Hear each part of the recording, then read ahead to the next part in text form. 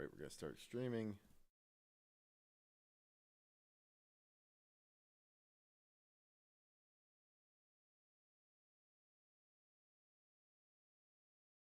Live on that side. Here we're live over here. And the button. Hello and welcome to some Derps Talk About Games. I'm your co-host, Mango. And I am your co-host, Buddy. And today we're going to talk a little bit about tabletop boss mechanics. But before we do that, buddy, why don't you tell the folks at home what it is we do on this podcast? Well, on this podcast, we skipped 2 weeks, I guess. Yeah, we're talking, tabletop boss fights, all right, which was supposed to be very timely because both my D&D game and Mango's D&D games were both coming up to boss fights. But you didn't actually play out your boss fight, is what you told me. No, In the session got missed for a couple different reasons. And it was past your boss fight. And so, but we have some experience with others, like just to lay it out there are a couple different ways you can add more mechanics to make boss fights special in tabletop games. PF2E doesn't have specific mechanics for it, but like D&D has legendary actions. There's kind of the like very kind of simple version, which is like give the boss a second turn. And I think there are pros and cons to all of these, and we're going to discuss them today. Buddy, I know you have thoughts about like designing boss encounters such that they are dynamically interesting. So in addition to the tools that these games will give you out of the box, we've also got a couple things to talk about, just kind of generically out there. But yeah, I think the sort of tools question and the design question are obviously very like nested in sort of one another. The thing that always I find really compelling about D&D boss fights is I feel like it's a big design challenge, right? Because one of the things that you can design into a video game boss fight is repeatability, right? Iteration. Players can iterate on video game boss fights. You die, you reload, you die, you do it again, right? And also legibility, right? Like in video games, we have sort of the ability to telegraph what bosses are going to do ahead of time, right? Most people would probably say that good Elden Ring bosses or whatever, good Dark Souls bosses are good because you can see what the bosses are going to do before they do them, right? And it becomes about reading those tells and striking at the opportune moments and dodging and all of the other kind of things. Those are much harder to pull off in D&D because one, TPKs are, first of all, they're rare and nobody really does a save system. I've never done a D&D game where players iterate on a boss fight, where you play a boss fight and then you play it again to do it better, right? Because D&D has sort of like that simulationist sort of narrative aspect to it, where you want to immerse players into what's going on and what's happening, and that doesn't include letting the party get massacred. And number two, you have the duration of the encounter in order to teach players the boss mechanics, right? They have to be able to learn and intuit these mechanics inside of the the encounter itself. And it is you don't have the opportunity to sort of I don't know, coach players by letting them iterate on the boss and seeing the fight come out and understanding, oh, when the boss does this deep breath thing, they're gonna do a big fire breath or the next turn and kill us all, like that kind of stuff. yeah, or if you are going to do that, it has to be within the constraints of the single fight, right? Like you have to set up or like telegraph via the system that's a thing that can happen, right? Like for instance, right? Like just weirdly enough, one of those systems that my GM is experimenting with is something called it's like a ready to action called telegraph, which gives the creature action advantage, but like it's the type of thing where like one action, end of turn, the dragon inhales, right? Mm-hmm. Like, and we all know that this is a thing that could happen, so we're primed to be ready for it, right? So like we know on the next turn it's gonna come out, and so we need to position to be ready for it. But yeah, and on top, like I absolutely agree with you. You like if you're going to set up iterability for a boss fight in D&D, you have to like set it up way ahead of time, right? Like maybe you can do like a campaign where whenever your characters die, they respawn at the like in a Lazarus pit of some sort, right? Like, but if you do that, then basically the opening foray of the campaign has to be like the characters die and they respawn in the Lazarus pit, so they know that that's like what's happening, right? Like, Yeah, you have to narrativize it, right? Yeah, Like there's no way to just like do that by pressing start and reloading the save, right? yeah, To use sort of like video game terms for sure. yeah. Or maybe you can set something up like the fight's going poorly, but you've got like the NPC there, and like the Gandalf shall not passes the Balrog, and then the bridge collapses, right? So that you get a second bite at the Balrog later down the road, right? Like, even though that falls apart because the part Gandalf kills the Balrog in Lord of the Rings, but that's besides the point. You know what I'm saying? Yeah, how often do you think about environment details? This was something that I was thinking about quite a lot recently. I feel like so much of my boss design is like WoW focused at the moment, just because it is like I feel like if I were playing in a game where somebody plays a lot of like Souls likes or whatever, maybe they would have like Souls like bosses, but I don't even know how that would sort of like work. Something that I was thinking about quite a lot for my boss encounter with Kunam. Okay, Kunam is a tomb king that is, he's in this tomb. They went to the bottom of the tomb. He's a mummy. He's on a sarcophagus, and the sarcophagus is in a pillar. There's like a big pillar. It's a hexagon. Okay. There's a platform. This is where Kunam is standing. He's a little mummy caster. He's a lich priest, right? And then there are chains holding up that platform. And there's like a bridge that's on the far side of the room. And the players entered from the back of the room. So they had to go all the way around the hexagon to the bridge and then onto the platform if they wanted to, or they could have like whatever jumped or flew or any of these weird other options sort of thing, right? But like that, I designed that room very specifically because one of Kunam's big mechanics is he summons mummies that wrap you in bandages and then pull on you with like strength checks, and they will pull you to your fucking death if you fail, essentially, right? And so I don't know. I was just thinking about that on like an environmental level. Yeah. So I think I think that's a thing that gets underutilized in general, but I think that's a very like a a good thing to make games interesting. Is you have to kind of like build that in, right? Like I think 5e I will say has kind of a slight upper hand in this because they mechanicize it, or they mechanic they make it a mechanic with layer actions. Mechanized, yeah, that one, Yeah, yeah, yeah. With like layer actions, right? Like that's like yeah. a thing, right?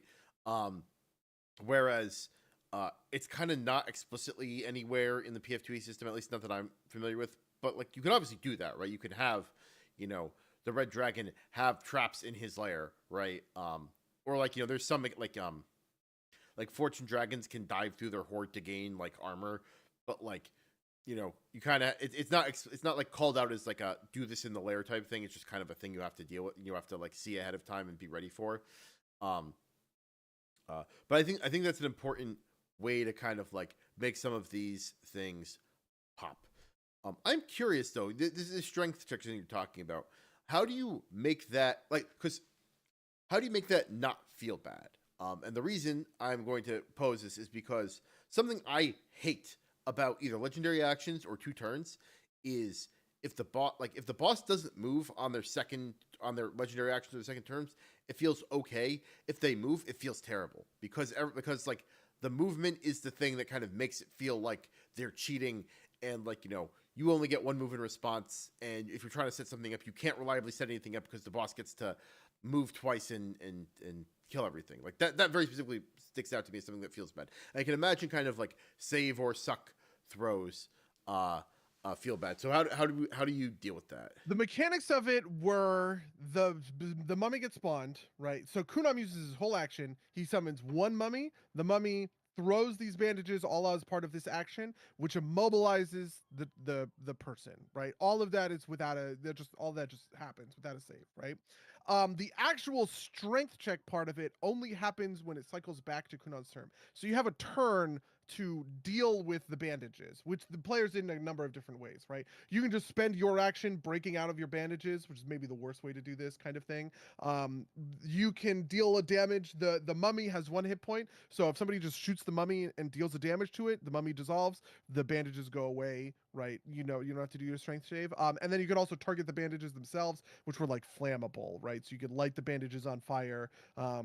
With whatever you would do to sort of like light them on fire, the bandages dissolve. So like there was that opportunity to sort of there's sort of that like opportunity to it, or to react to it. And do you like telegraph narratively that that's what's going to happen? Like throws the bandages on you, right? You're immobilized, and Actually, I think so. Yes. So actually, what I think happened is I do think there is the strength check. The first thing that happens is a strength check, but you only get pulled into the pit on a net one, is what I think it was. If you okay, fail the strength check, you get knocked prone, is maybe what I said. I don't quite remember what it was. But the idea is that when it cycles back to Kunam's term and he gets to do essentially a full round yank, that's when it is save or die, right? That's when, if you let this problem exist and you don't deal with it, what do you do, kind of thing. right. No, that makes sense. Yeah, no, that makes sense as a way to do it.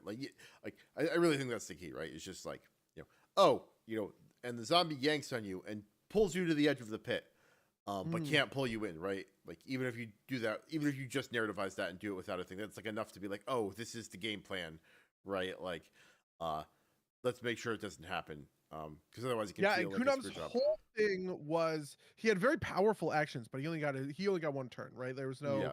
There's none of that. There's a little bit of layer actions in the sense of part of the mechanics of this boss fight is that in the room prior they find a book. Okay, they find the Black Bible of Kunam. They don't know that it is Kunam's Black Bible, this incredibly powerful magic item sort of thing. But actually, I remember now. The very first thing that happens is Kunam summons the bandages to grab the book. Okay, because Ah. what his goal is to get the book. Um, but what ended up happening is Warren started attacking the book, which generated lair actions. Warren Ah. set the book on fire, and because the book is an incredibly powerful magic item, it was sending like shockwaves through the whole thing. And I did that through lair actions. I was like, here's an initiative. This is a thing. It is going to pulse another shockwave at this point every turn until you guys sort of like deal with this thing. Very cool. That works. That makes sense.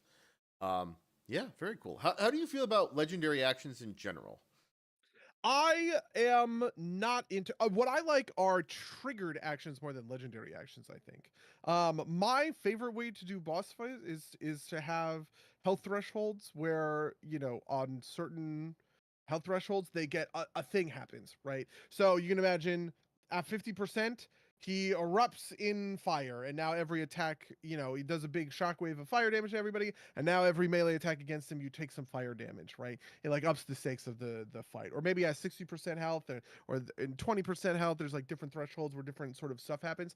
These are actions, but they are actions that trigger, and they are not movement related typically. Because I do think the thing that really sucks about two moves, or like two actions for the boss, is movement, right? Yeah, A boss having an ability to move between, your actions is really painful because you can never set stuff up properly. I agree. And I think it can work if it's like sparingly, if it's like clearly got a condition on it, and like you can either avoid setting off that condition, or like it only happens once in a blue moon, right? Like, but like the idea that you can like move in between the player's turns every turn was like honestly one that like just infuriated me endlessly when it happened to me. And I don't blame the GM for this. It's just kind of like I think this is bad, and it feels really bad, and like because the game is so positioning specific, having people move around is just like bad. Yeah. Yeah, But like in this boss fight, for instance, Kunam did eventually get the Black Bible. And when he got the Black Bible, it triggered an action and he got to do a thing. And it also unlocked a bunch of extra stuff. So the thing that happened when Kunam got the Black Bible is he was floating. So he was flying in that void between the platforms, right? And now his bandage attack attacks everybody. And it's from him, right? So he no longer summons a zombie. He hits everybody with the bandages and then he yanks them, right? And you have to deal with your bandages essentially kind of like every turn. This is like the boss hitting in rage kind of territory. Which, to be fair, like I didn't telegraph that any of that stuff would happen, but I do think that I appropriately telegraphed that like don't give the guy the book. He clearly wants the book. If he gets the book, bad things happen, right? Which ended up kind of leading to a bunch of cool, sort of interesting stuff in that fight, sort of in particular. Specifically because one of Kunam's abilities was being able to all throughout the dungeon, there are these big statues that are made out of black marble called Ushtabi, right? Who are like imagine like a statue of Anubis or something like that. You know what I mean? With like Kopesh. It's all very Egyptian themed, okay? With like Kopeshes. They have been seeing Ushtabi everywhere, and there are Ushtabi in the boss room, and Kunam can activate Ushtabi as one of his things. And the Ushtabi are insanely powerful. One of the previous set moments was they're getting chased by an Ushtabi that they should not fight. They just should run from through a dungeon. They have to get from one end to the other, kind of, because the Ushtabi is powerful and will kill them if they try and sit there and fight it, sort of thing. And I included a rule that said if they destroy one of the Ushtabi, Kunam gets stunned for a turn. And what ended up happening was one of the players knocked the Ushtabi prone into the pit, so it was falling. And the way that I this was like a little bit of narrativization in a way, but it keyed into sort of these mechanics. Kudam grips everybody with the bandages, but on his next turn, the Ushabi hits the bottom of the pit, cracks and breaks, and he is stunned in midair. And that was their opportunity. It's like kill him or die kind of thing, which the players did, which was sort of like a neat emergent, set of mechanics that I didn't expect to go together, but hey. So that's what the game is all about, right? Did the players know that the Ushtabi would stun the boss? Mm-mm. Okay. The Ushabi was mostly supposed to be a goalkeeper, because in my original vision, the Ushabi was at the end of sort of the bridge to Kunam. Kunam is a caster. He doesn't have a super high AC. Once players get in range of him, they can kind of kick his shit in. You know what I mean? And so the whole goal was I was like kind of keep melee away. And the idea is he reses one of the Ushabis. He's trying to yank people like range DPS on the far side of the room into the pit, right? And the Ushabi is trying to kind of goal keep for the thing. But one of the players has that ability to knock things prone. And so he knocked the Ushtabi prone. It topples into the pit, and then whatever 30 seconds later, if we were to go by fight time, I think it was a couple of rounds later, I was just like, you know what, the Ushtabi hits the floor, Kunam is now stunned, etc. That seems like a cool thing that you could pull through a knowledge check, but how do you feel about knowledge checks? I know that for instance, the angry GM thinks that knowledge checks are stupid because what are you doing, right? Like remembering something good. Oh, interesting. I like knowledge checks in the sense of I like knowledge checks outside of boss fights. Okay. I almost never use knowledge checks to understand aspects of a boss fight. But I do use insight checks quite commonly for this. Okay. Which is a thing that's unique to me. But what I like to do for an insight check is essentially kind of I want players to theorize. I want players to think about some of these things. And it happens outside of boss fights more commonly than inside, but in general, right?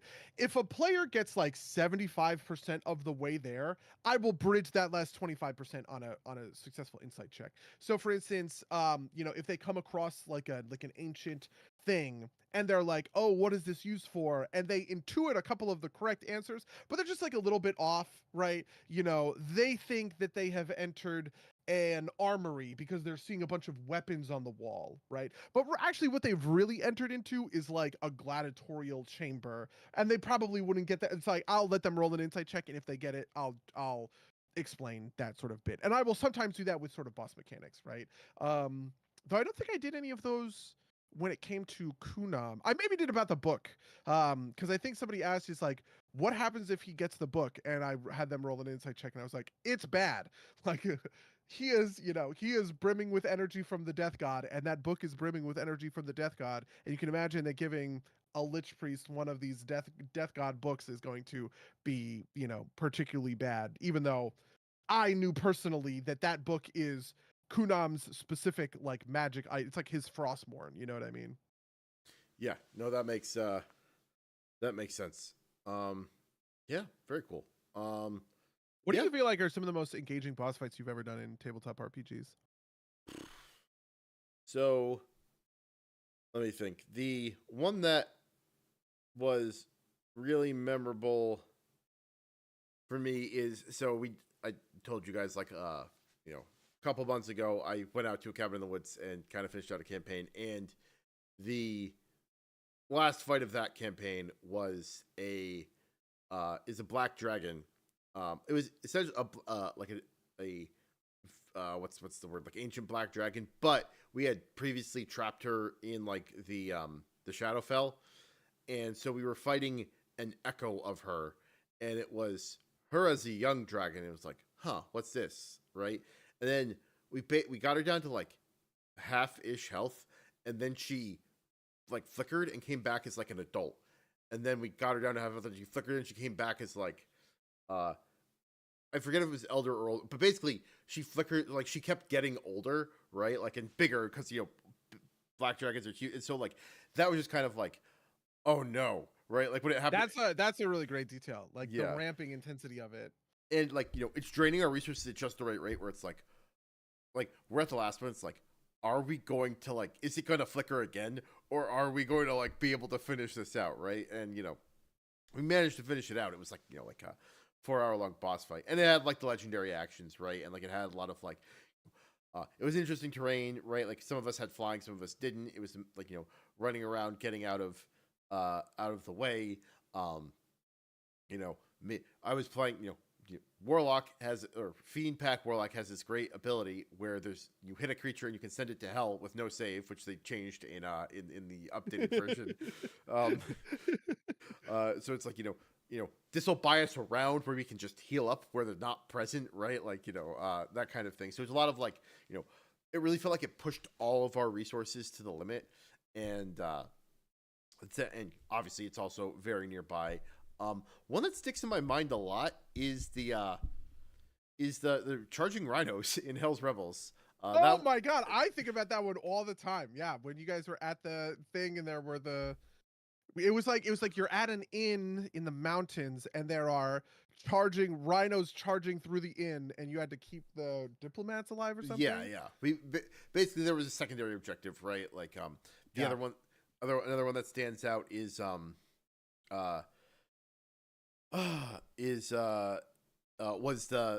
wasn't necessarily a boss fight, but it was like what you did for mass combat in that campaign when we had like the hilltop fight, just because like, oh yeah, I thought you did like mass combat in PF1E sucked and you made it interesting, right? Like and then I want to say didn't you like suplex like the dragon in Iron Gods? Yeah. That was maybe one of the dumbest things. I don't think Raw I was supposed to do that, by the way. Yeah. I feel like years later I learned that you can't actually throw creatures that are above your size limit, or that are above your size, which I didn't know at the time, or something like that. It's like some esoteric rule that I think maybe you pointed out, or somebody pointed it out to me, but it was a pretty funny story. Was, we fought that dragon, I key throwed it on turn 1 to get in range of all of us, and we all got so many AOs that we killed it in one round. Yeah, that's part of it too, right? Is like sometimes the most memorable ones are like possible, like this is total luck, right? Like I had just hit like level 11, I think, as a gunslinger in PF1E, and which meant like somebody got haste, right? And we were facing down this boss, right? And well, there are two moments like this, and this is in the River Kingdoms one that everybody loves. What was the name of it? There's a video game of it. Crown. Kingmaker. Stolen Kingmaker. Yeah. Yes. Crown. I was like, yeah. So there was one fight where I rolled, 3 attacks, and I rolled 3 dice at once, and they all landed on 20, right? So like, like that's just like total luck, right? Yeah, that's like what, 1 in 18,000 or something like that. Like insane low probability. I guess it wouldn't be that low. What would it be? 1 in 400 for 2d20, and then another so like 8,000. 1 in 8,000, I think. Yeah, 1 in 8,000. Yeah. Okay. But the other one is, and this is again just because of the way it worked out. I had just hit level 11. The caster has just gotten haste, which is very broken in PF1E, right? And so we're going to this fight. We're hasted up ahead of time, right? And we're facing down this boss, and Mark's character gives this big speech about how, like, we're going, like, we're going to triumph over evil. And my character one-shot the boss, right? Just like, but like, like, just the way the math worked out. It's just like, rolled 4 attacks, right? Like in like the gun had like d12s for dice, and there was like like the crit was like 〜 4, so it was like I was rolling like Yeah. Oh yeah, the crit on guns was insane. God, crit was Pathfinder. ×4. The double hack butt was 2d12 base damage, and and like and you could also make all of your shots as one shot. So like Mhm. it was Oh like yeah, because you could bypass a DR that yeah. way. I mean the other thing is you bypass reloading, which is the bigger part, right? Like Oh, also true. Yeah. yeah, and so like there's like 3 attacks at that point base plus the haste bonus attack, so ×4, and like the penalty is that you confirmed crits at like a -4, but it was against touch AC, right? So it's just like yeah, like it's like it was broken throughout that campaign, but like this was the first time it really came out, and it's just kind of like and the detail that I forgot that Mark reminded me about is like he made the speech and then got up to go to the bathroom, and he came back to the table and the boss was dead.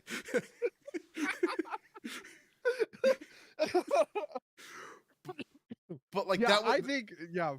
that wasn't encounter design, right? That was just kind of like luck, right? Like sometimes, but like sometimes It that does happens, raise right? it does raise a question because like I was thinking about this the other day because a lot of monsters in Pathfinder or no in D&D 5e have that rule where if it would fail a save, you can just make it succeed. Do you know what I mean? Yeah, it's called Um, that's legendary resistance. Yes. yeah, legendary resistance. I feel like I hate that rule. I feel like that rule is dumb as fuck. Why does it exist? Uh, I also hate it. It exists because it doesn't do save or suck well, right? Like I think this is one thing that Pathfinder does really well is save or suck. Like one save or suck does something on like a success but not a critical. Like it, Mm. instead of it being like save, nothing happens, fail, you're done, right? Like the way it works in Pathfinder typically is critical success, nothing happens, success, something minor happens for like a round, so it doesn't feel like you've totally wasted the spell. Failure, a moderate effect, and critical failure is like your classic suck, right? Like like there's a legendary, like if you're legendary intimidation, if the person critical fails and then fails against an intimidation check, you kill the creature outright, which is very cool, right? But like I've done it against like probably 3 dozen creatures, and it's killed something once, right? Like it's Okay. it's called scared to death. On top of that, there is a thing. There's a trait on some of these spells called incapacitation, and what incapacitation says is that if the creature is above your level, which is like a boss, right, they automatically get 1 save higher, right? But you know that going in, right? So if you intuit, or like if you figure out that the boss is a higher or this creature's a higher level than you, then you know that your spell is not going to be as effective, and so you don't feel bad because you don't use it against it, right? Okay. Yeah. Right, like Yeah, because like something I've always wanted to implement. I've never actually done this because I don't like legendary resistance, and I almost always just strip it off of the characters. But the thing I always want to implement, and part of this is that I've never like GM'd for a high level game yet, right? So like I haven't done a game where like, oh my god, you can stun the boss for 6 rounds. Jesus Christ, right? Like that kind of thing. But the thing I have a feeling would work or be cool is sort of like a almost like a special power for it, right? In 4th edition, the bosses had those recharge dice, right? I feel like something like that would be like what I would want to kind of like go for, right? Is the idea that, the first spell cast against this monster, it auto saves, right?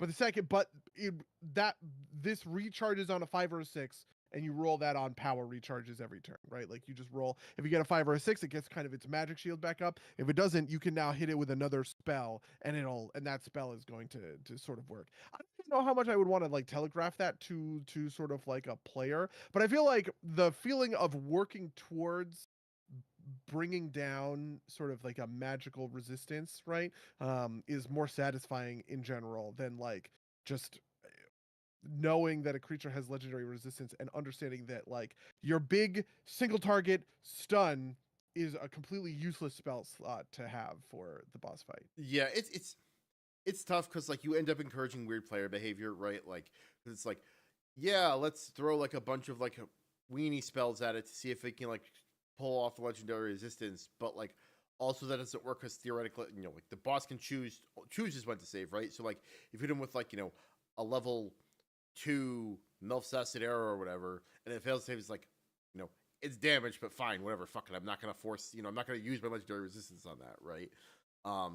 And so it's one of those things where like you kind of like it's I don't like legendary resistance for that. Like I think having it either ahead of time, or like you have to, or like you said, like a predictable way to strip it off. But that also I think encourages weird behavior, right? And also it's not perfectly like it. I kind of like it in a certain sense. Like I sort of like the idea that a mage might work to strip off resistance and then hit with their Mondo spell, right? Like I feel like a mage in a boss encounter choosing to throw two.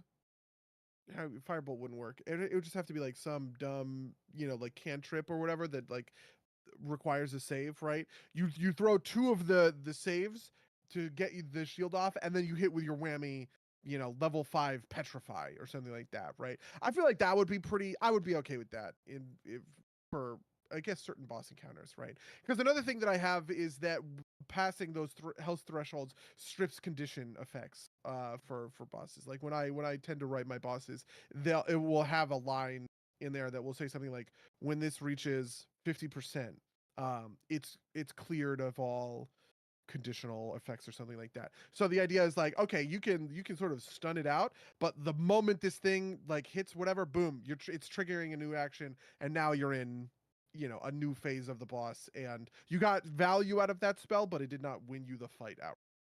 Yeah, I get that. It's just I also think there's something there that's like weird about player behavior. Part of it is that like that might work in a game where like you might have to tune this to your specific classes, right? Because something playing a warlock, right? Like I get 2 spells a fight mostly, right? Like especially at like medium levels, right? So like I can't do that, right? Like a wizard can do that, but then you're also encouraging the wizard to save all of their spells for for the boss fight, right? Like I guess if you can do it with cantrips, it kind of works out, but like that also has its own. It's you have to think about how that impinges on player behavior, and I think the right way to deal with this too is like making your boss fights varied up enough that you never feel like I think a kind of model for a lot of boss fights is just big guy, right? Mm-hmm. Single big guy. And I think if you do too many of those, you don't give everybody's talents a chance to shine, right? Like big guy with minions works and makes everybody feel valuable because the wizard can cast Fireball and take out the minions, right? Like, whereas like if it's always just big guy, then the big single target spells don't work because of legendary resistance, and you don't have like something effective you can do with maybe some of your more beneficial spells, right? Like, or you're more kind of like moderate spells, right? You're more kind of like broad based spells, and I think that can lead to frustration, but a lot of it I think is the details of implementation too, right? Like, Fireball's never great against a single target, right? Like it can be okay, but it is what it is, I guess. Yeah. It's also tough because single targets, I feel like they're I feel like I want to provide moments for everybody in sort of encounter and kind of like class design, right? And that isn't always kind of easy to figure out. So for instance, in in the Kunam boss fight, there was this sort of ranged melee divide, right? Melee had to deal with one, Kunam cast a sort of vortex right on the bridge itself that was just like a really high damage. It was essentially just going to hit you for, I don't even remember what it was. It was a lot. It was like 2d6 or something damage. it was like 2d6 plus 2 damage for walking through this skull storm is what I called it, right? Just like swirling necrotic energy, right? So they have to find a good way to get onto the platform, which one of them did, the other one didn't, basically. And then the other thing is they have to deal with the Ushtabi, whereas the ranged players have to deal with the bandages, and are the ones playing keep away with the book, right? And that worked out pretty well for sort of like that kind of kind of like that boss fight. And I think that a lot of players had like real like moments that they could sort of like latch onto. But I'm interested in creating. I feel like what I want to do when I create a boss fight is almost sort of reverse engineer sort of what I think cool like player moments could be, right? And have that stuff available for players to sort of interact with, I guess. Do you know what I mean? I do. It's kind of why I added the Bible. I mean, part of it is that the Bible is an artifact that they are going to like carry on. It's like a magic item that they're going to get. It's really powerful. It does all this cool shit, right? But it introduced a football that they needed to carry and protect, which just changed the whole dynamic of the fight from like kill this guy to kill this guy before he does the thing, right? Yeah, that makes sense. Yeah. Do I have? Which is maybe like the Rhinos boss fight that we talked about a little bit. Yeah. It's a secondary objective where like you have to, because it makes you've talked about this before. I think on the cast, right? Like you're introducing stakes to the fight that aren't just like you die or the party dies, right? Which I think are a good way to kind of like make fights in general more more interesting, because it gives you more things to consider and more things to do with your actions. I think part of this too is like you're like you don't, every player doesn't have to have a cool moment in every fight, right? Like as long as like over the course of the campaign, and maybe that's a little bit too broad based, but over the course of say like the chapter, everybody's got a chance to be cool. I think you can make players feel good, especially if part of this is like your relationship with your GM, right? If you trust your GM to make sure that occasionally you will get the spotlight, then you don't feel bad when like this fight is the other player's turn to shine, right? Like that kind of thing. Yeah, I definitely think that's like a core part of it, and kind of has to be reflected in the I don't know, like it has to be reflected in sort of the design of overall stuff, right? Like the dungeon that they went through had a lot of moments for Rachel, but Rachel herself in the boss fight, I think, did literally nothing, because I'm pretty sure she spent every one of her actions attacking with a short bow and missed every time.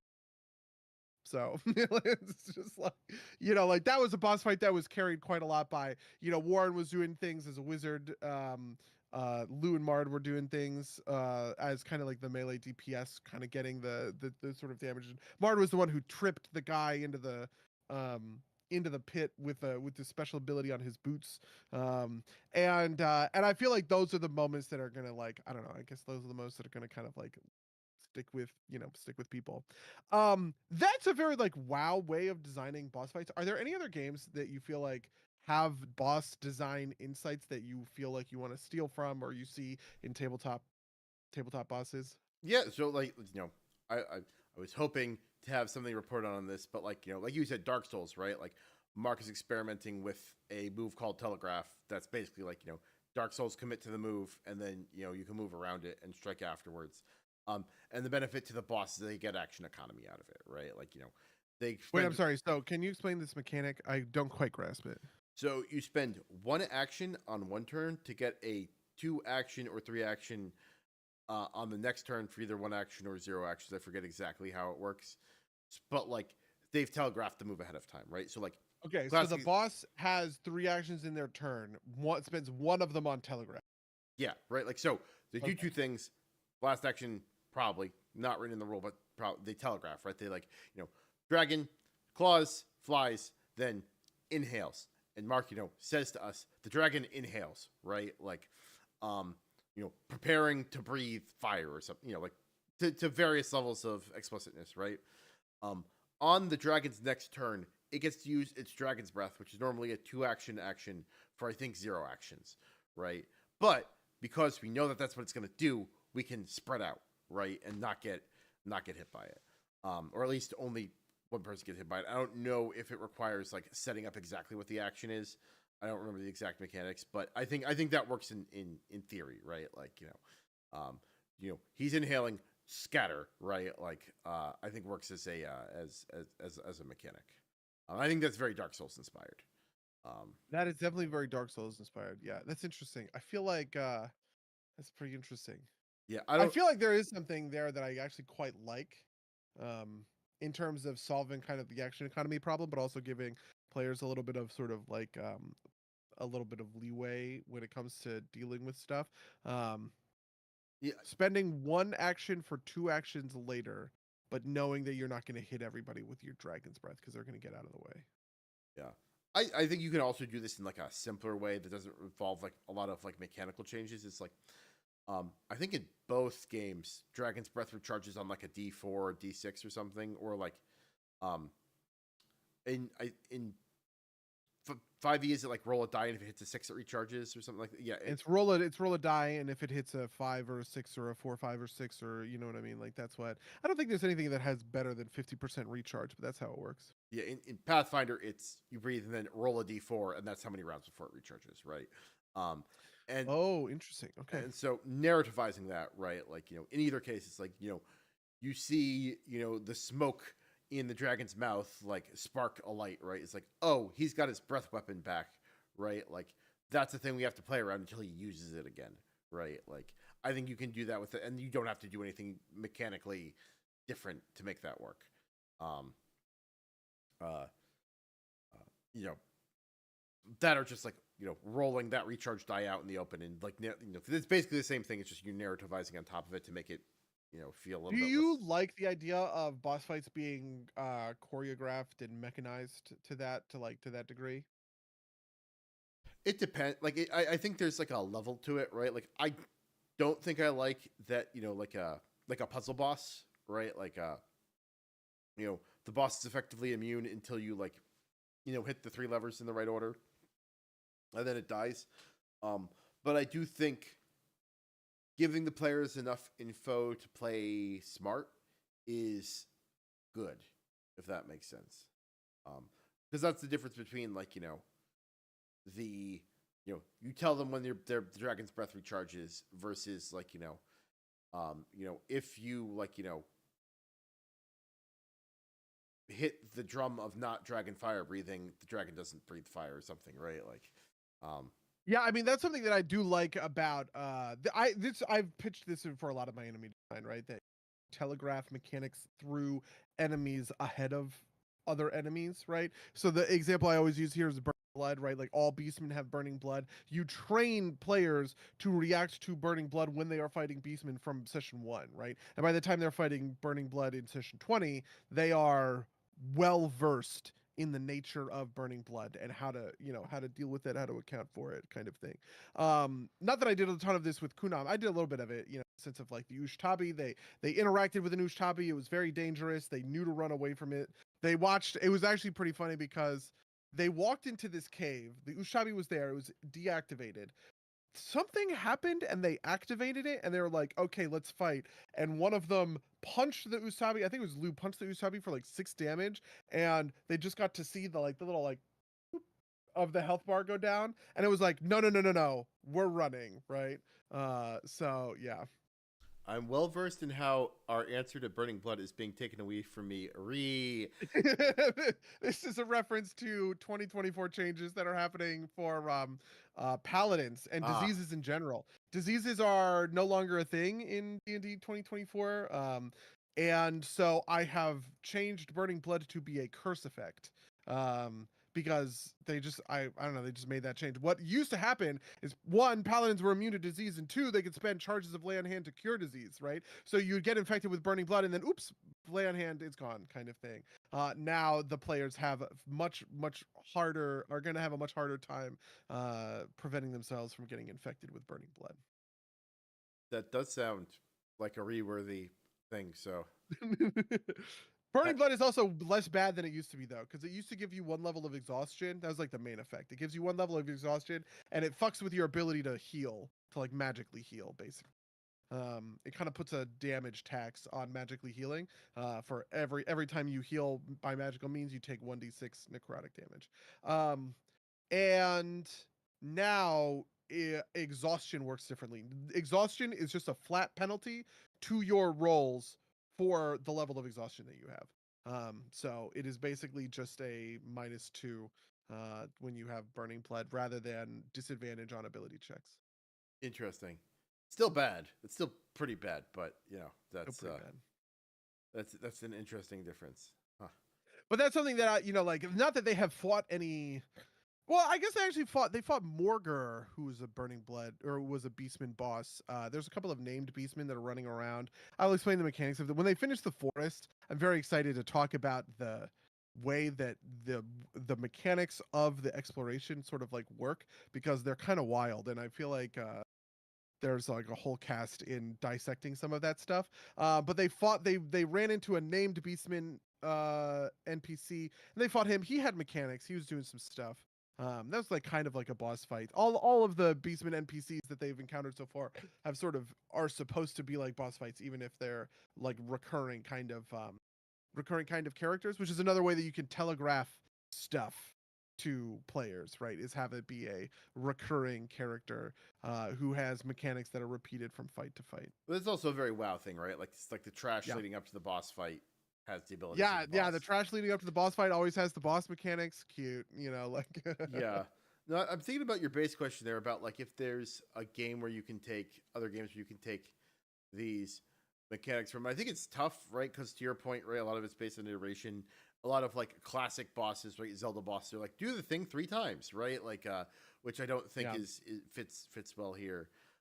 Yeah, because part of what makes boss design fun are those emergent solutions, right? So, for instance, using the Dreadquake boots to trip the Ushtabi into the pit, I didn't think of that. I wasn't thinking about that at all, right? But it made sense pretty much immediately as soon as I realized what Mard was doing.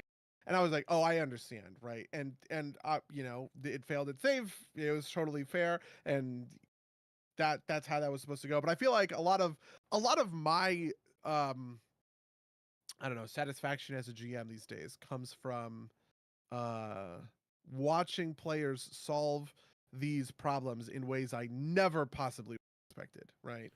Because Yeah, they come up with interesting solutions. it's interesting because like we've talked about this before, but you have to like put these solutions in front of players in a way that isn't like super easily repeatable, right? Like, the thing I think of, and this again is maybe helped by like the game being a little bit less crunchy, is like there was a game again that Mark ran where I played a character whose primary thing was like breaking items, and so like punching a hole in the floor was like a very kind of effective strategy, but like most places have floors, right? So like you have to figure out a way to like make that work occasionally, but then also have it not be weird where like by midway through that campaign the floors for whatever reason were like 3 feet thick and made of stone, right? In every encounter because to keep that from happening. Or like the gunslinger campaign, right? Like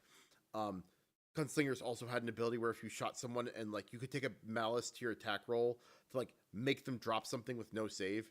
And so like you just shot a boss in the hand and they drop their weapon, and it's like, what are you gonna do? So the challenge that Nick came up with was like 4 roving monks that like were fighting us for some invented reason, right? Like that we couldn't do any of our normal bullshit on, and then we came up with some other bullshit to deal with it, which I think involved like wall of force and stinking cloud, right? And like doing like a oh my god, the gas chamber. Yes, Jesus Christ. yes, yeah. That's brutal, to be honest. Right, Yeah. but like that's like like some of this is just kind of like some of these games have corner cases where munchkins will like dig in and like pull them out, right? And so reducing that is good, but yeah, I forget where I was going with that, but it's you want players to come up with creative solutions, but you don't want it to be you know what? This reminds me of another one with one of the Wooden Wanderers, the Oracle one, right? Like there was a fight in an arena with like a big post in the middle that was like shooting out flames, and the Wooden Wanderer like used like wood shape or stone shape or something to like redirect it, right? Like that's a thing that's cool because that can only happen in that fight, right? Like there's not like flames shooting pillars in every fight. Um, I'm a huge fan of that. This is what happened with the book because I never in a million years expected Warren to destroy the book. That was the thing, is they had grabbed the book and he was pulling it, and Warren was like, I cast burning hands on the book. I want to destroy the book. And that's why I was like, okay, well, like you're not going to destroy this like ancient piece of like incredibly powerful death magic with burning hands, right?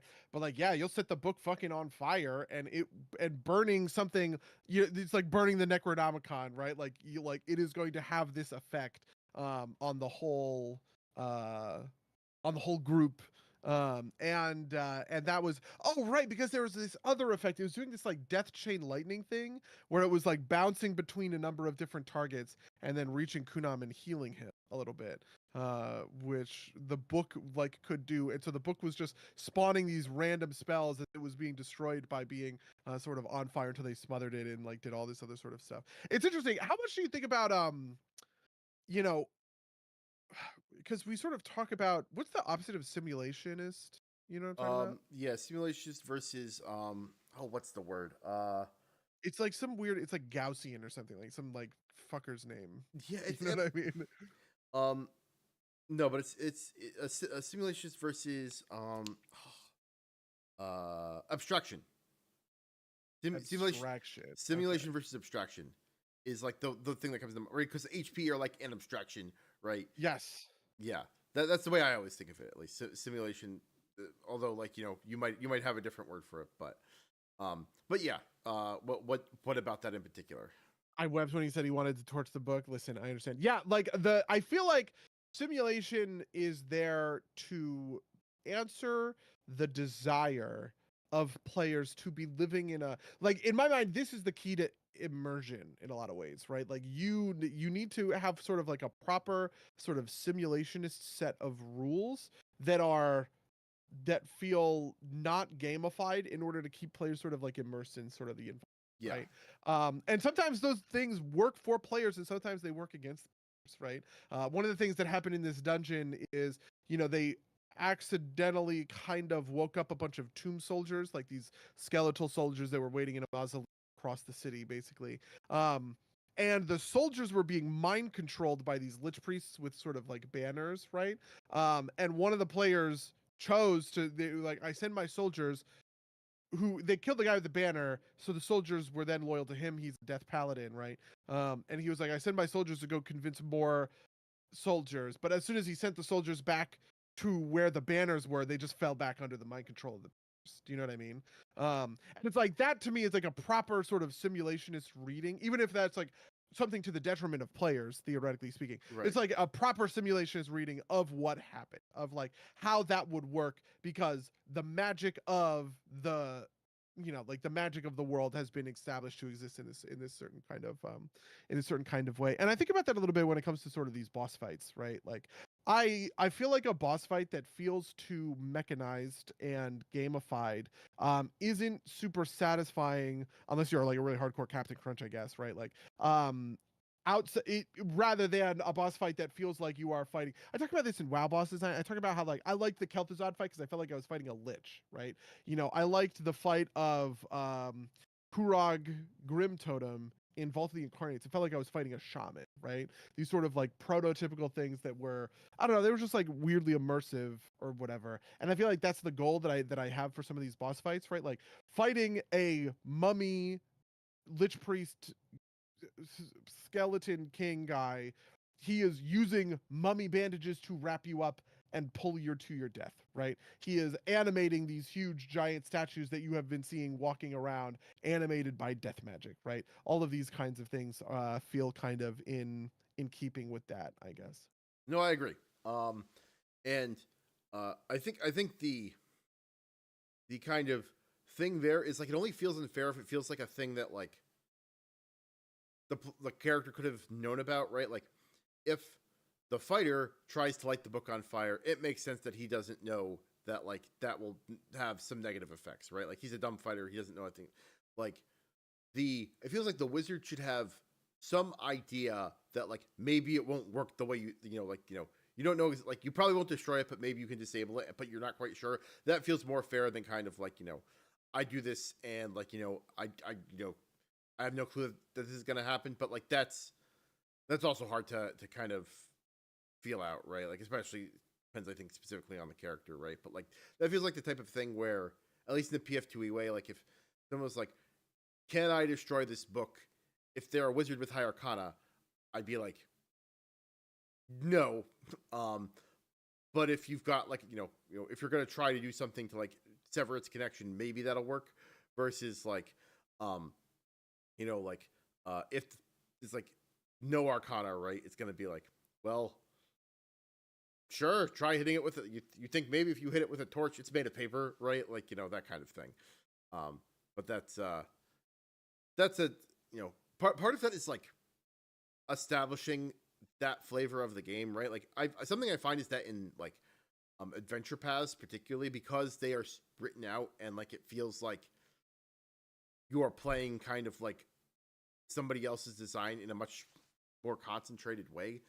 It feels like you can get more to what I could call like a more beer and pretzels type feel, right? Like, you're not necessarily looking for the creative solutions, right? You're looking for like the three obvious solutions and picking one, right? Like, which is fun in its own way, but I think it appeals more to the Captain Crunch side of things than to the kind of like vast, do what you want feeling that, I think a lot of people would identify as kind of like the big draw of something like a tabletop RPG. Yeah, in one of the things that's nice about D&D games like this is you can make this happened for Kunam, right? The whole point of the dungeon is that Kunam started casting a ritual, and the players had 3 days to stop the ritual before it sort of like went off. And they got there on the 3rd day, and too much time had to sort of elapse, and the ritual got off. And that had like, I had sort of thought, I was like, when I designed this whole dungeon, I was like, the whole point of this is Kunam is trying to activate the other Tomb Kings, or 10 Tomb Kings, okay, spread around the whole whatever continent sort of thing.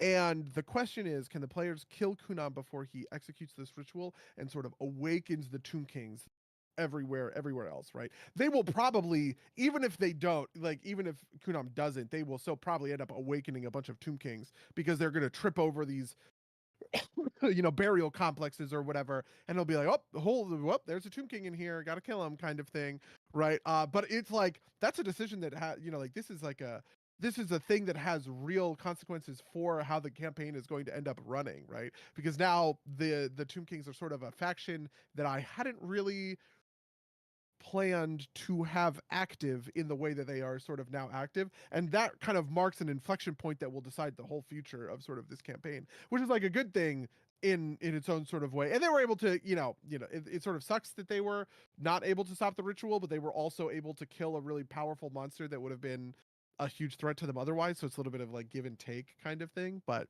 I feel like that's the part that ties some of this stuff together. And I'm part of it, and I'm part of I'm aping so much out of Warhammer for this that I'm kind of excited for the next time they interact with Tomb Kings. And they've already done a Tomb Kings dungeon. They've already fought Kunam. They know what it's like, right? And now it's like, okay, well, now this guy's doing the bandage thing, but he's doing it in a different way. Now he's sapping your life energy, right? When he hits you with the bandages, now you're saving against exhaustion levels at the same time that you have to rip off the bandages. At the same time, you have to not get pulled into the pit, right? Or whatever mechanic I'm coming up with, in order to sort of like ramp the difficulty and make it more interesting as we go along.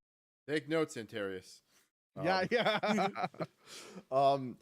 But no, and it's interesting because like I think about this from like, if this were a movie, right? Like, if this were a movie, the way it would work is that it would come down to the wire, and like, of course, the Kunam would get the Bible, but just for a little bit, right? And then like the hero would figure out how to deal with it. And of course, the ritual would complete, but like with enough room to spare that like the heroes could like push through and close it back up afterwards. I absolutely do not take notes. That's what the wizard is for. Email the wizard this podcast then. That is an interesting. This was a very cinematic end to Kunam, right? Kunam got the book. He cast one spell with it, and then something that had been set up in the beginning of the fight, knocking the Ushtabi into the pit, paid off at the end of the fight when it hits the ground, and Kunam gets stunned midair, and everybody just unloads. The incapacitated. That's like a very cinematic end to some of this stuff, right? Which I do appreciate and sort of orient towards to a certain extent, right? Like I didn't build it for it to go that way, but I definitely pushed it in that direction because I wanted the the fight to be satisfying in that on just like on that push to push and pull sort of level. Yeah, no, I agree. Like that makes sense to me. Push and pull kind of. Yeah. And I think. What was I gonna say? I think it. You want to. I think ideally set up because you can't control that, right? Like you can't make your players have those cinematic moments. But I think, like, if I could perfectly predict how the fight was going to go, I'd want it to be such that you expect around the time where the boss has like 1 or 2 rounds of hit points left, they activate. Like Kunam gets the book, right? And so it's like a struggle to push through that last. Like this is what I'm talking about with like this fight with the Elder Black Dragon, right? It's like they are pushing through, and this final fight is here, and you have to kind of just like push it to like get through everything. The problem is on the player side, there isn't a lot of like narrative mechanic. There's not a lot of mechanic that like for like narrative heroes, surge, right? Like it's mostly based around luck, right? Like, I've had those moments, right? I've had like, we're stuck, the enemies are closing in, and the only way we can get out of this tomb where like, most teleportation magic doesn't work is this gate spell cast off of a scroll that like the arcane trickster can cast on like a nat 20. And he gets the nat 20 and he gets out. And like that was the thing that relied on the dice, but that's luck, right? Like you can't it's hard to like build into the mechanics a last stand mechanic, I guess is the right way to put it, right? Like, there's a level of kind of like, well, like I'm not going to go back to like my rooms. I'm going to push through and like try and dive for the goal, even though it's going to kill me maybe. But like, that's like the best you can get. I feel like if you like actually mechanized it, right? Like if you actually like, made that a thing, then you encourage weird player behavior, like, slamming their faces into the spikes until like, they're like at like last stand threshold and they activate last stand, right? So like, but yeah. Yeah. Okay. Well, listen, that's boss fight stuff. Is there anything else you wanted to hit on? I don't think so. I'll report back in hopefully a week when I actually do this fight with legendary action and tell you how it went.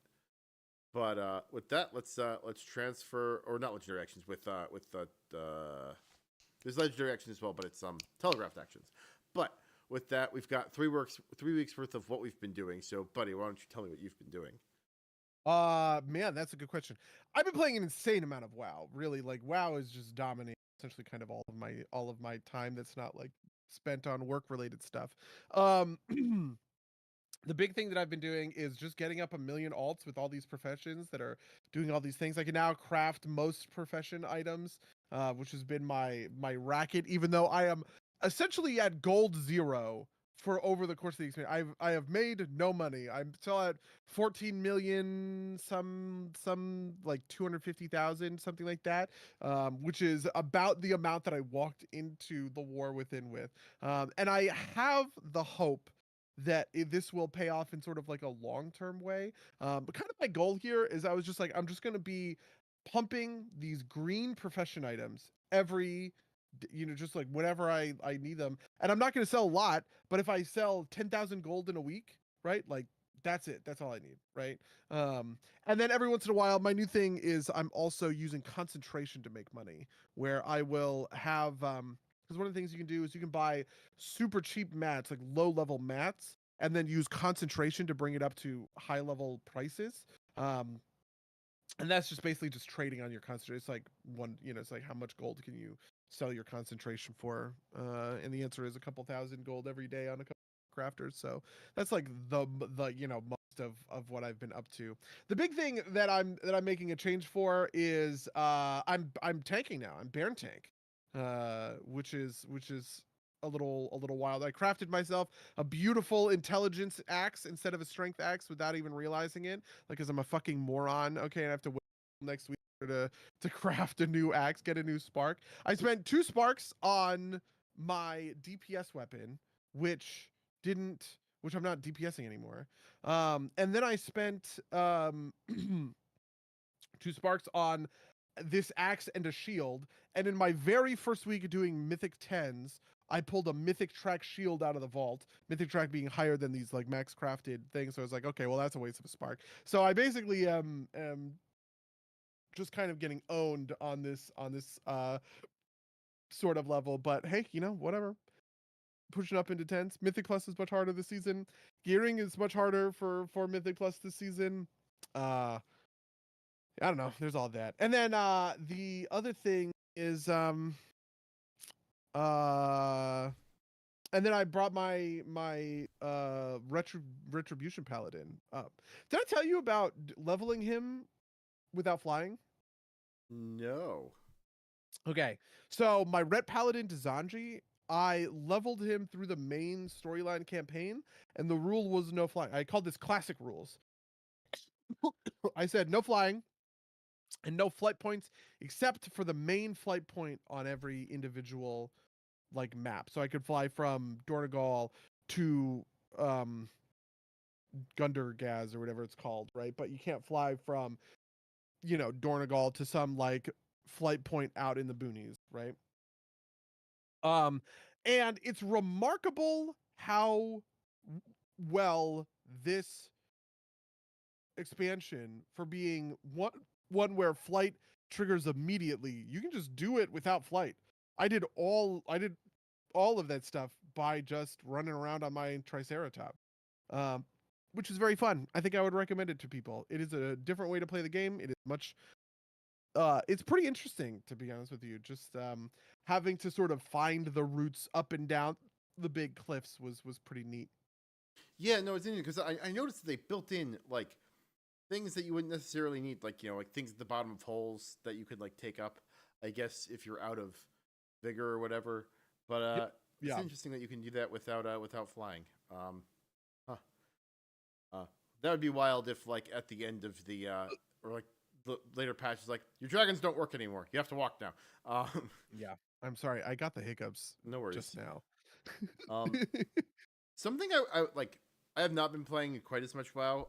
But like something that I noticed is like I don't actually care when like was it Beladar's name of the crystal, right? Something like that. Yeah, it turns into a void or whatever. Yeah, I just like kind of don't notice when that happens, right? Like it happens I'm like, that screen got darker. It's like, oh yeah, that's a thing. It's like, what does that actually do? And like, because I haven't noticed like really any mechanical difference in how things. It spawns new treasure chests. There are these, concentrated treasure chests, and it also spawns rares. That's the thing that everybody cares about. Is there's a rare that drops a mount that everybody goes, nuts for. Yeah, I mean, sure. Like, yeah. I played a little bit of War Within. I've been getting at least 2 slots on my delve to heroic. I've also been playing a fair amount of Reaper of Souls, or not Reaper of Souls. That's oh my god, I want to play so bad. What is Vessel of Hatred? Yeah, that's it. Reaper of Souls was the expansion for Diablo 3. I've also been playing a bunch of Deadlock. Really? Which has a ranked mode now, which is just as gloriously toxic as you'd want. That's been it. Plus, like, watching stuff. Unfortunately, so I forget where I told you last, but we stopped The Sopranos at the Christmas episode, basically the end of the first half of the final season, right? And then my Max subscription expired, which my parents pay for, and they are going to re-up it, but we're not sure when. So we're just kind of like, how will Tony get out of this one? How many gamer words per hour are you hearing in Deadlock ranked? Honestly, not that many. It's more just kind of like people being mad.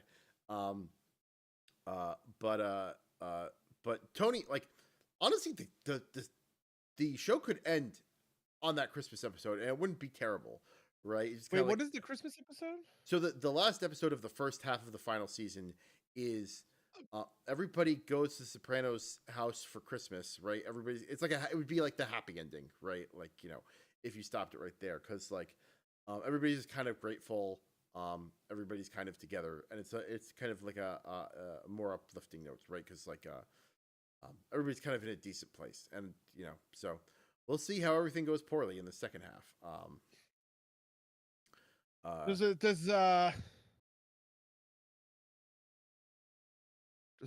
does stuff with Johnny Sack happen in that episode? um, so I can't. Johnny Sack has, he's pled, like pled no contest or whatever, right? Like he does the thing that makes everybody mad at him because he doesn't have the balls. Okay, so this is after Tony has run away from Johnny Sack's house in the snow. Yes, yeah, that was the end of the 5th season, I think. Okay, that's the end of the 5th season. All right, cool. Yeah. Yeah. Yeah, All right. yeah. All right. Okay. Yeah. Okay. Yeah. You're further along than I would have expected. Okay. Yeah. You know, Adriana is obviously dead because that happened at the end of the season as well. But like, Tony has decided that to like let Carmela's house project go forward again because she's being too annoying, right? Like, Lou says, "Oh my god, spoilers!" Yes. Oh my god, spoilers! Yeah, for real. And like, I don't know, AJ's a shithead, but like that's AJ. How is Vessel of Hatred? Tell me about Vessel of Hatred. I'm playing a barbarian because I haven't played in a long time. And it's weird because I haven't hit max level yet, and apparently end game is where the real game begins. I think it's supposed to be like everything I've read is that you should actually just play till max level on normal because there's not a lot of benefit in bumping the difficulties. But apparently, once you hit like Torment 1, rares and magics don't drop. It's all legendaries. And so it's all like it's all legendaries, and you can further refine your stuff down into a build. So it's like you don't have to worry about investing mats into a particular item because you can always reforge things in such a way that you can like make it to where you want it to be.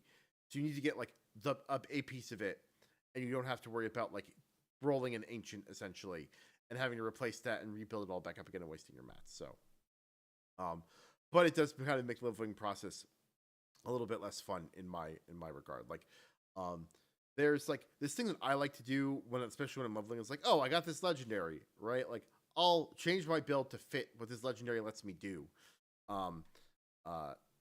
instead of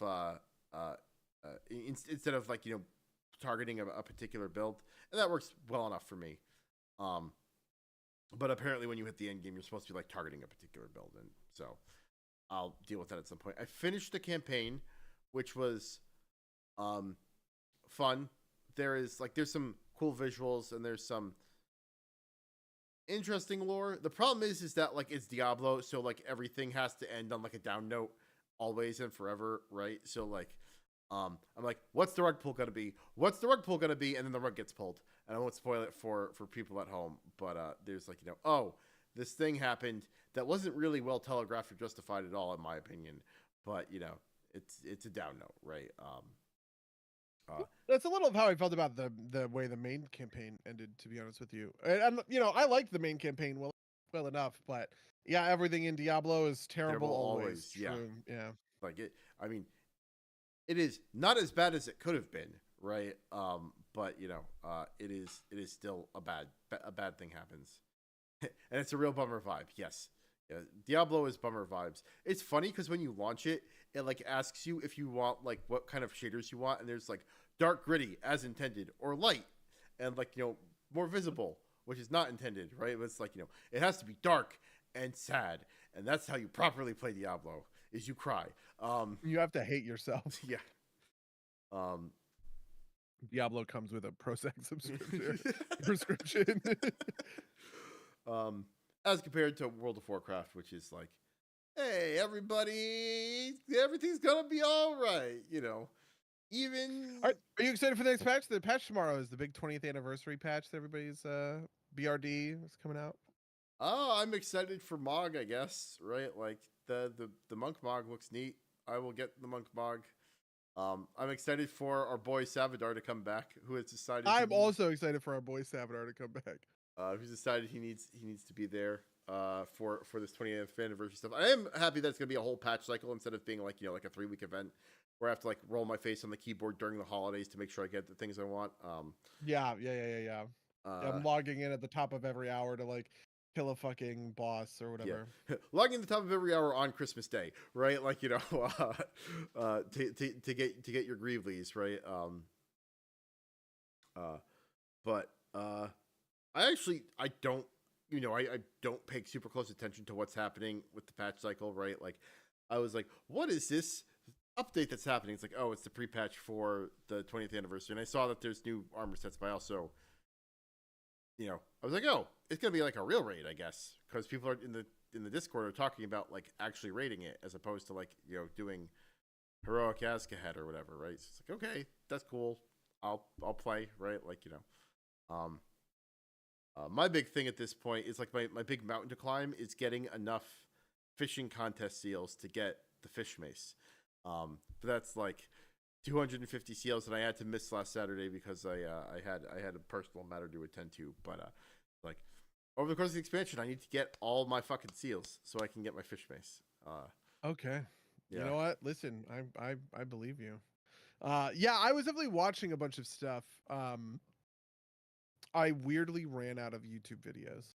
I just like got to the bottom of my like well of never ending YouTube content, and I guess I'm just waiting for the end of the month when all the Patreon people put their stuff put their stuff up. And so I went back and I just started watching just like a bunch of dumb bullshit shows, to be honest with you, and like movies. So for instance, I watched The Martian. Do you remember The Martian? That movie is great. I love that movie. I'd never think about it like ever at all, but I went back and I watched it and I had such a good time. And it's funny because I made this reference at you kind of at my job. But the thing about The Martian that I think is so good is there's no villain in The Martian, right? Like everybody are making decisions according to different sort of priorities. And you can always understand why somebody chose to do thing A over thing B. And even if like you might say that like you personally might have right, the other person had at least a viable reason for doing for doing what they were doing and why they were sort of doing it, which reminds me quite a lot which reminds me quite a lot of how actual decision making like works in the real world. Of like if we were to make a movie about my job, it would look like The Martian. Do you know what I mean? Yeah. No, sorry. For people at home who cannot or who are listening, Orion has decided to pop on camera, and he's being adorable. We are card training Orion right now. Oh. Which he hates so bad. We put him in the kitty carrier and take him down to the car, because we have to get him ready for that trip, that 16-hour, whatever, this trip across the country, 16-hour, I mean 48 hours, but listen, it's 3 16-hour days, okay? That At least feels that's like the plan. We'll see. feels like it's gonna be miserable. Best of luck to you. But it could be awesome is the other thing. We were talking about like what, what we're gonna do. I was like, do you want to like listen to like an audiobook or something? Or she was like what would it even I recommended Dune. I was like, whoa, let's just do let's just do all of the Dune books. For whatever reason, the thing that popped into my head is like the meme is like, yeah, like Dune, two chicks at once. The one I really want to do is The Power Broker by Robert Caro. Do you know that book? No. Oh man, this is do you know who Robert Moses is? Oh, the architect, the New York architect. Yeah, yeah. I feel like you would hate he like on Central a planning. level, Yes, yeah, it's bad. Yes. Okay. Yeah. There's a book about this guy Robert Caro or Robert. No, I'm sorry. Robert Caro is the Robert Moses, the power broker. Robert Moses. Yes. He was just he was an appointed official who exercised tremendous power over the sort of urban development of New York over the mid-century 20th century, right?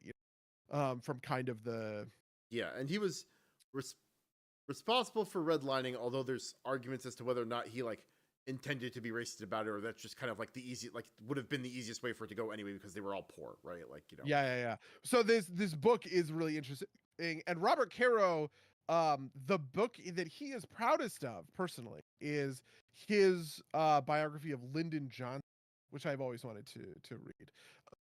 Because Lyndon Johnson is just, he's a pretty fascinating political sort of figure who had lots of ideas about stuff and did things in a certain kind of way. I read most of The Power Broker a couple of years, and I started reading the Lyndon Johnson, all that. Lyndon Johnson book is truly wild in the sense of like, How much of it is about his hog? Quite a lot. No, I'm sorry. It's he's not even, he's like a congressman by the Texas Hill Country is what they call it, right? And I was like, those would be great books to do on like a huge cross country car ride. This is where that thing about power that we've talked about on some other casts in our past comes up. Robert Caro is the one that says what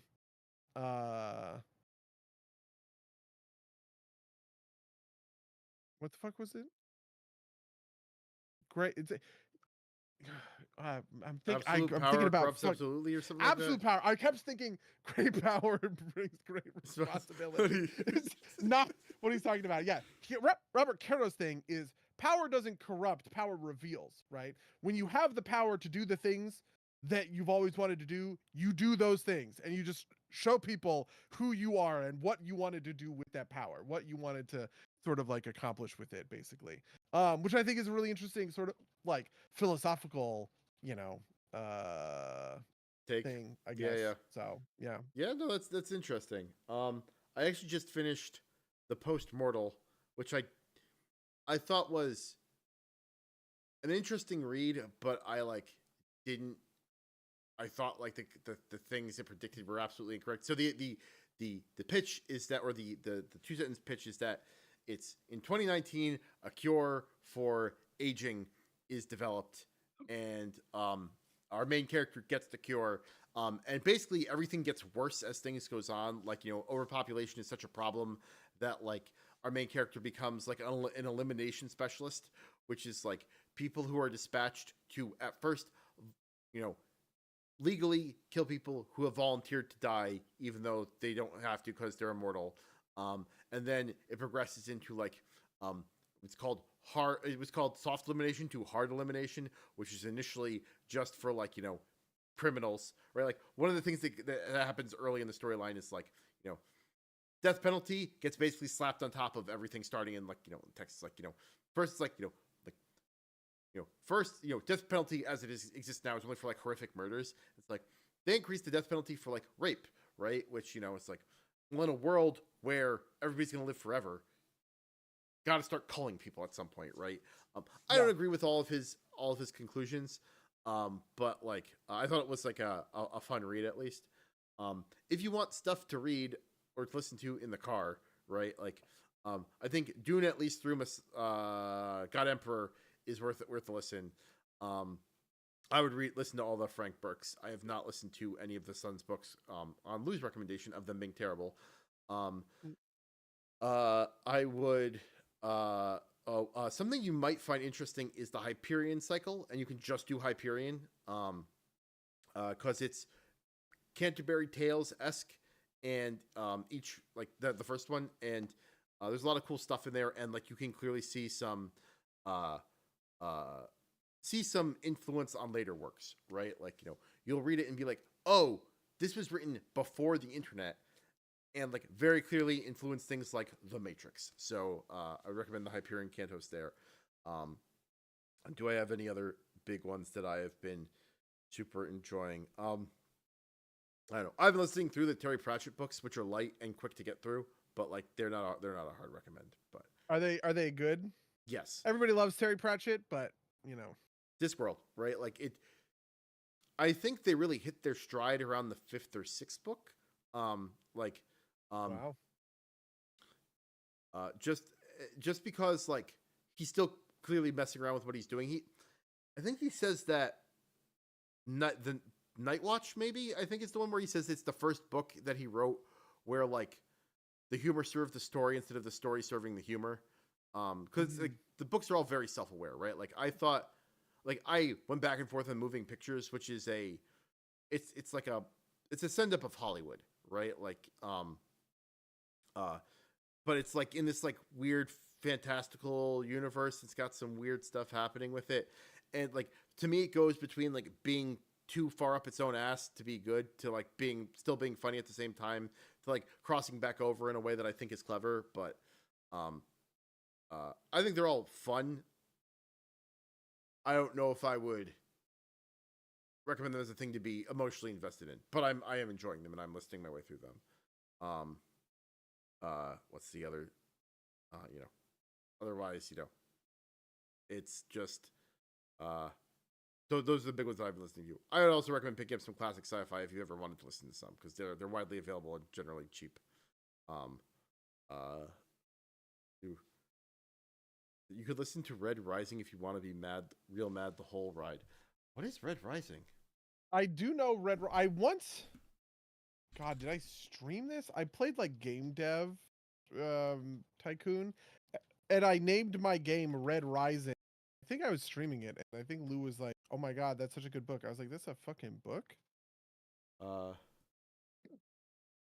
novel, set in the future on Mars, follows lowborn miner Darrow as he infiltrates the ranks of the elite golds. All right, if you want to read a good space book instead of that, read The Moon is a Harsh Mistress, which sounds like it's the opposite of Red Rising. So you know, you should. Honestly, the space book we would probably end up listening to is which is my favorite novel. Which one? But the first three Foundation books, Foundation and Empire, Second Foundation, are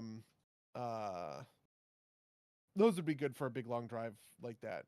You could also do Three Body Problem, which I think both. Oh, I've heard people. Yeah.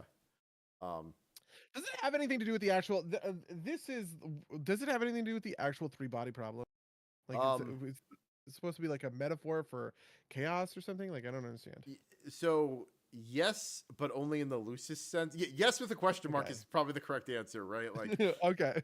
Yeah, because I understand the three body. I find the three body problem sort of fascinating, not mathematically, astronomically, I guess I would say.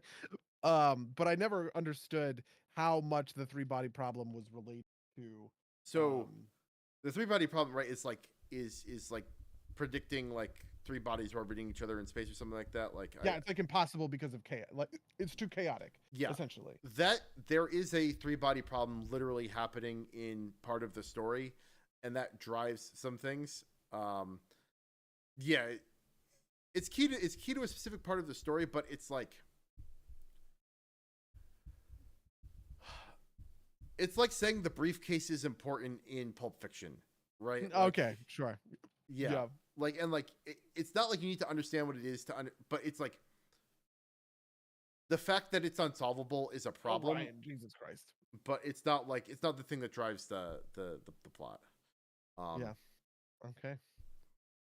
What else? But yeah, that sounds you've got a couple weeks till that happens, so something just popped into my head. I won't call him friend of the cast because I don't think he's watched the episode, but our college colleague, Dungeon Mike, I had lunch with recently, and he had he got a Chevy Blaze, a car, and he like side loaded Chrome into his car because it like is running Android, so he like watches YouTube videos while he's driving, which I wouldn't recommend, but like you can do that. You just like, I mean, it's funny, we were talking about that, but like in the podcast sense of like listening to it, there's that 48-hour Beverly Hillbillies YouTube video, which I actually do sort of want to like. I think that would be super funny. What is a 48 hours Beverly Hill? You don't know about this? Have I not told you about this? Okay. Did somebody decide that like Tim Rogers needed to be taken down for like long form? Yes, it's Quentin. It's Quentin Reviews. Okay. So Quentin Reviews has made these. He made like an 8-hour long video on like the first half. I think the full Victorious video is like 16 hours. He goes literally episode by episode through it, analyzing all this stuff.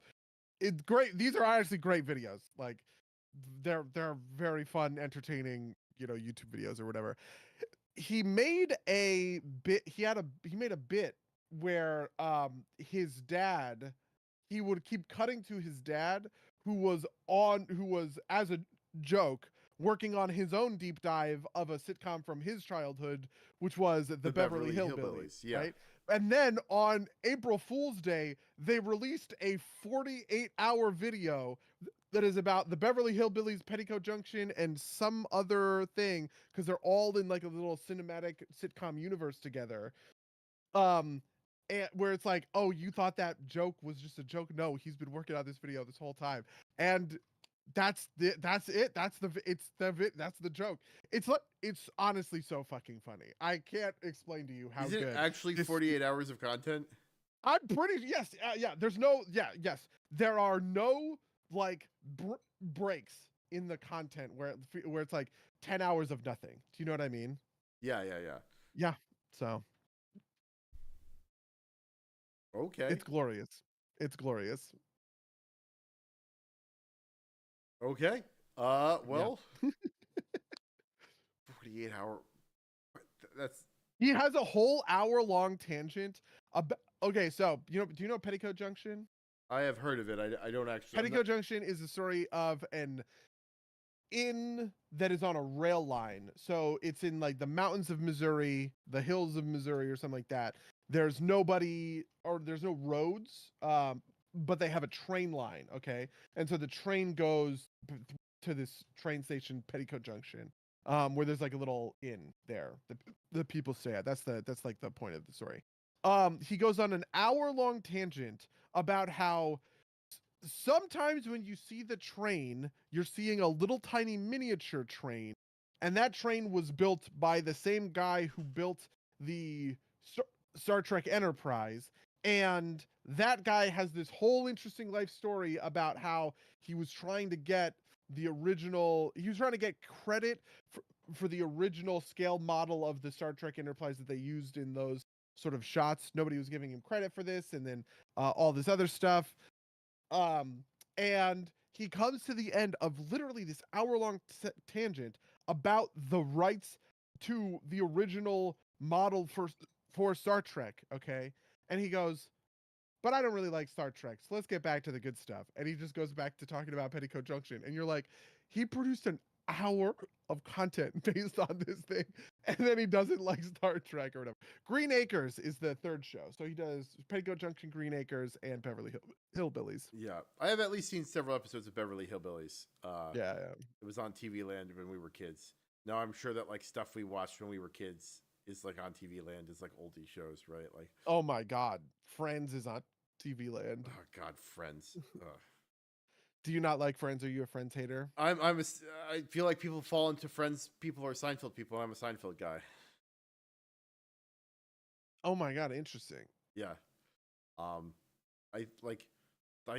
That is those are like the two, I think, proto sitcoms for like a lot of like current modern media, and yeah, loses its hold. Where no, I mean, I think I saw that like SpongeBob turned like 20 the other day, and I realized that like I had seen the first episode of SpongeBob when it premiered. Oh my God, that's true. I also had seen the first episode of SpongeBob. 25, Jesus, I'm 5 years behind. 25, holy Christ.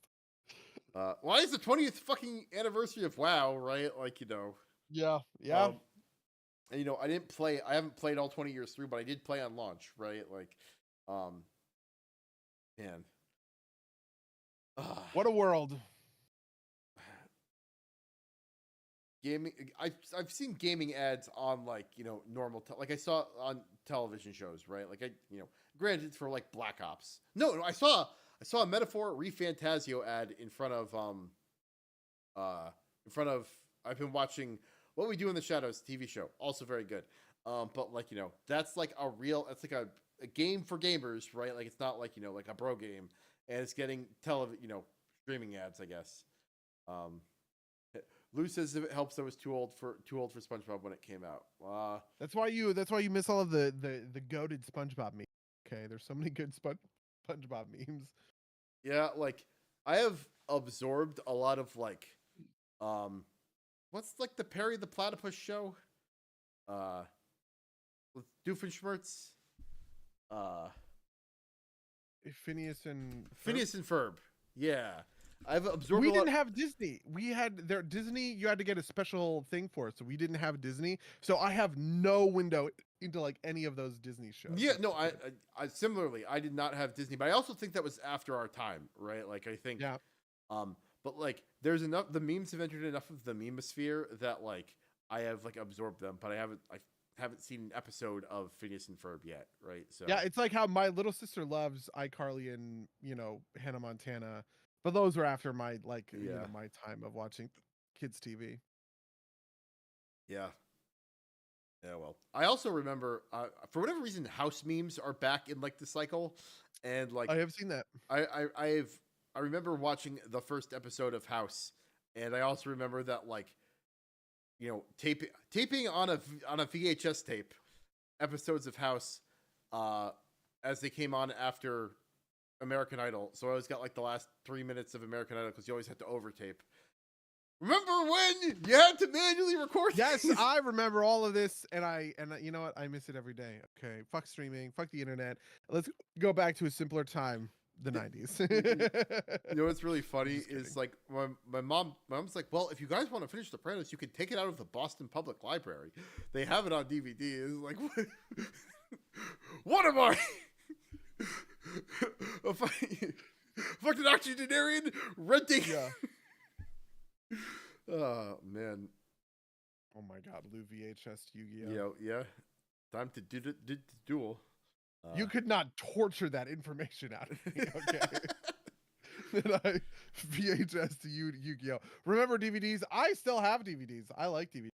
Yeah. Every once in a while I'll still pick one up, right? Like I got the DVD for the David Harbour Christmas film from 2 years ago. The one where he's where he fights Mario Leguizamo. John Leguizamo, I guess. No, wait, is that right? Is it John Leguizamo?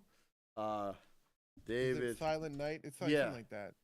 It's no, because there's Silent Night might be the John Wick one, like the John Wick. Oh yeah, okay. Violent Night. That's Violent Night. Okay. Because the Silent Night is the one where his throat gets cut out and he does John Wick stuff by John Woo. Violent Night is the David Harbour one. And let me check who the villain is. It is John Leguizamo. Yeah. Okay. So that's been our weeks. Anything else you want to talk about before I pull us out of here? Nope. Anyway, if you want to email us about any of the stuff we talked about on the show, you can email us at derpsgames@gmail.com or podcast@derpsgames.com. Hellboy versus Luigi. Very good. You can find these on what's it called? Twitch and YouTube, where they go out live. Rate and review us on iTunes. Anything else? Do you have anything you're looking to promote? I'm a little rusty. We've been out for 2 weeks, so my apologies. I don't think there's anything I'm looking to promote. Listen, Sorry We're Closed is coming out in a couple of weeks. Okay, that's what I'm looking to promote. Yeah. And yeah, I don't think there's anything else on my end to promote. In that case, I'm going to say until next time, dear listeners. Until next time, loyal listeners.